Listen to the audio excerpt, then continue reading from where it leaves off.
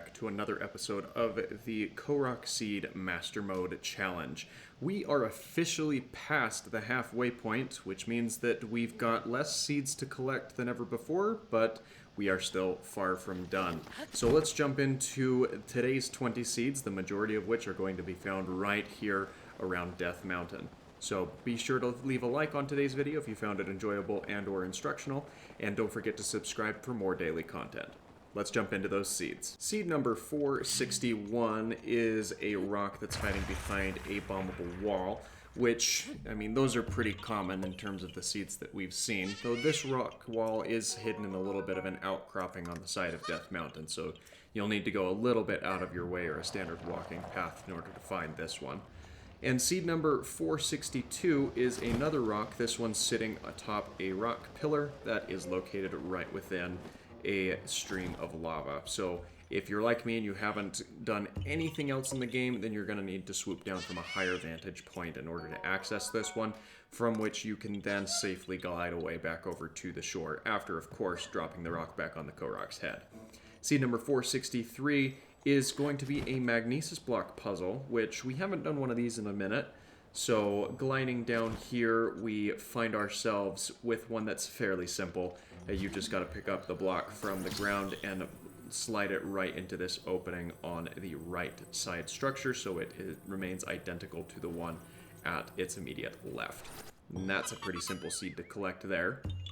So we can then move on from this spot over to the next seed, which is going to be seed number 464. And this, I've said it before in previous videos, this is one of my favorite styles, and this one I think is my new favorite alteration on this, because instead of rolling a boulder down into a random hole in the ground, you're rolling it down into a puddle of lava. And as you see, as it arrives here at the very end, you see that it slowly sinks into that lava before playing the animation and granting you the seed from this area. And I just think that that's a really cool touch to add to that design of the seed.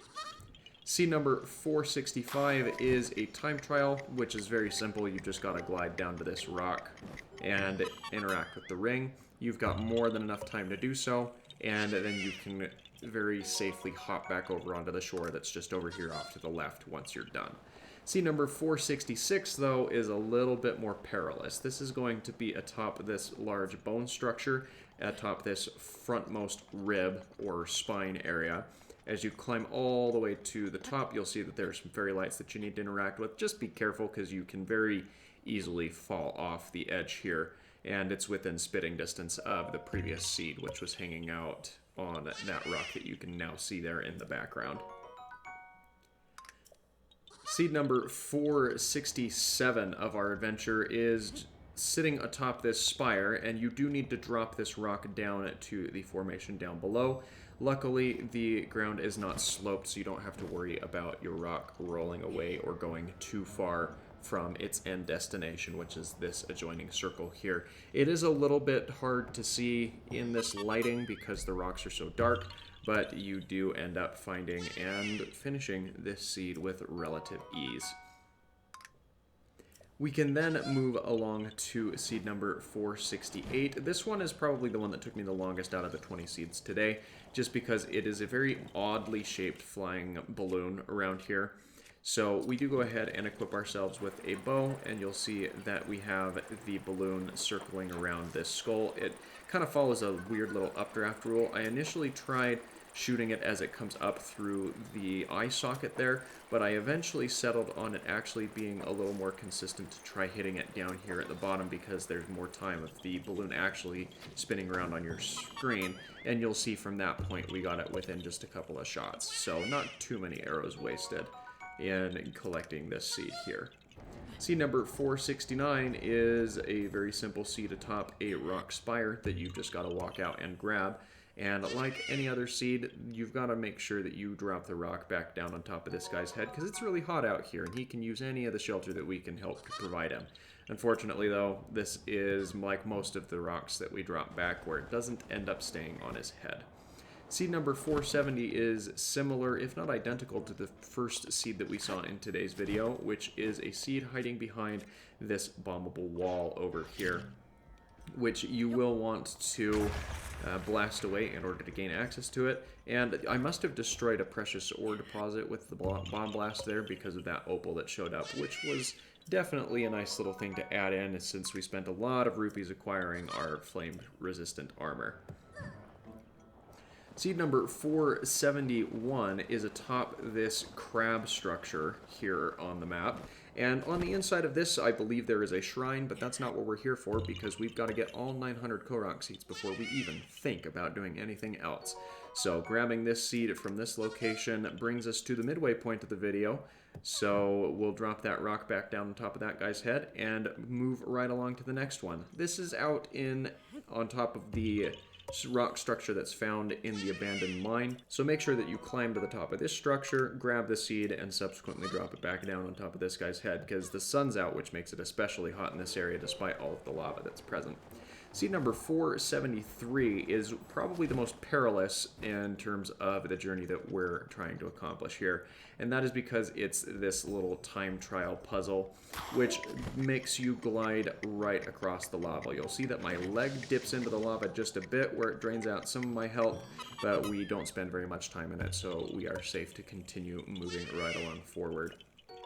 And that allows us to complete that time trial and collect the seed from here. We've now got to climb back up the cliff back on the side that we just came off of for another one of these boulder puzzles where we need to roll this rock down the hill and into the lava puddle. I was a little scared that that one was going to roll into the river instead, but it did end up exactly where we needed it to be. And that grants us the Korok seed from here. And then across the canyon, there is an identical puzzle, with the exception that it's not a lava pond, but rather a hot spring. And if you weren't aware about what the hot springs do, apart from in this specific instance being the end of a Korok seed puzzle, you can actually hang out in the hot springs to regenerate your health passively instead of needing to consume food or other dishes to do so. But we grab that seed and move right along down the line to collect seed number 476, which is another pattern puzzle, and this is one of the first pattern puzzles we've had in a long time that requires multiple rocks.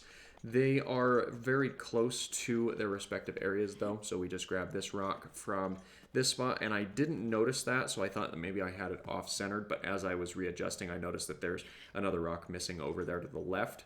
So this one's hanging out in the shadow of the large boulder here, and as soon as we grab that rock, we can just place it into the missing part of the pattern, and you'll see that that is exactly what we needed in order to collect the seed from this locale, which it definitely throws you for a loop, and I think it wouldn't have been nearly as difficult under better lighting, but that's the time that we came here, so I can't make any other excuses in terms of collecting the seed from this puzzle.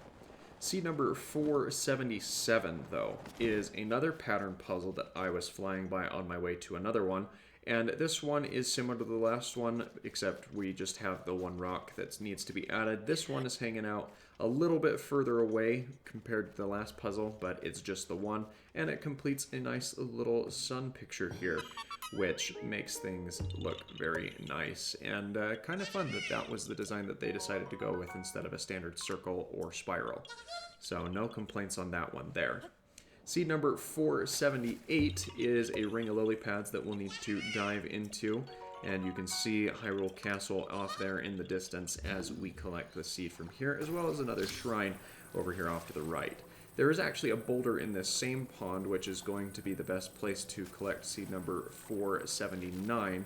And I was a little confused at this one because I was under the assumption we needed to place the magnesis block in this little area here. But when that didn't work, I took a peer back over at the other structure because it's a little bit harder to decipher where it's actually sitting under the water. And what we'll need to do is slide that block a little over to the right, and that's going to be all we need to collect the seed from this spot here. Not my favorite in terms of the pattern puzzles or the magnesis block puzzles, because I like to be able to reference what I'm trying to mimic. And finally, for today's video, we have seed 480, which we're going to blow up with a bomb. Just blast that acorn right out of the hole in the tree. And that is going to do it for today's video. So thanks again for watching. Again, if you enjoy these types of videos, please feel free to leave a like on the video, and don't forget to subscribe, and you take care out there.